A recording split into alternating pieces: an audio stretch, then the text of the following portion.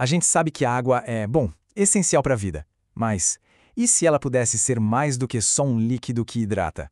Vamos mergulhar numa prática que enxerga a água de um jeito bem diferente, como um veículo para energias de auxílio e equilíbrio espiritual. Fica então a pergunta, né? Será que a água pode carregar algo além das suas propriedades químicas que a gente já conhece? Para uma doutrina espiritual bem específica, a resposta não é só um sim, mas é a base de uma prática fundamental de auxílio. Tá, mas para entender como isso seria possível, a gente precisa primeiro dar um passo atrás e conhecer o conceito central por trás dessa crença, a tal da fluidificação da água.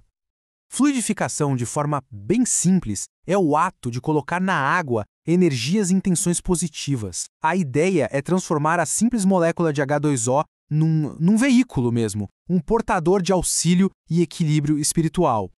Mas por que logo a água? Bem, segundo a doutrina espírita, a natureza dela, pura e muito receptiva, faz com que ela seja o condutor ideal. É como se fosse uma tela em branco, sabe? Capaz de absorver e de guardar as vibrações e as intenções que são direcionadas a ela. Ok, o conceito está entendido. Mas como é que essa transmissão de energia acontece na prática? Vamos dar uma olhada no ritual por trás da fluidificação.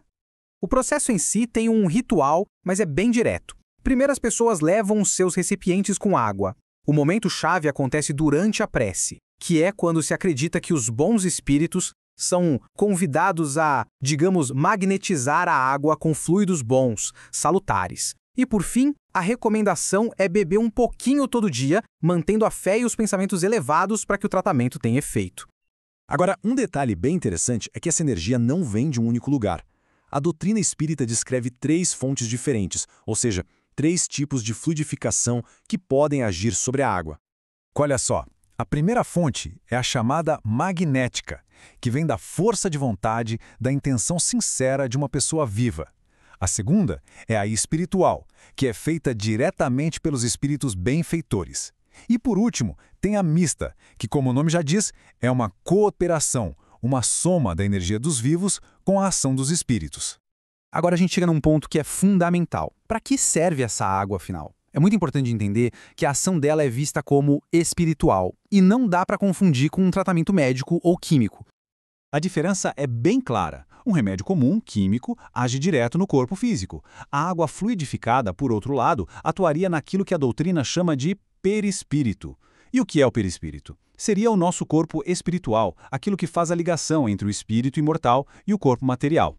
Sendo assim, o objetivo não é curar o corpo físico diretamente, mas sim harmonizar as energias desse corpo espiritual, o perispírito. A crença é de que esse reequilíbrio espiritual pode, como consequência, trazer benefícios para o bem-estar do corpo e das emoções também. E de onde é que veio tudo isso? Como todo sistema de crenças, a fluidificação da água tem uma base doutrinária muito bem definida que sustenta essa prática. A origem de tudo isso está lá na doutrina espírita, que foi codificada no século XIX por Allan Kardec.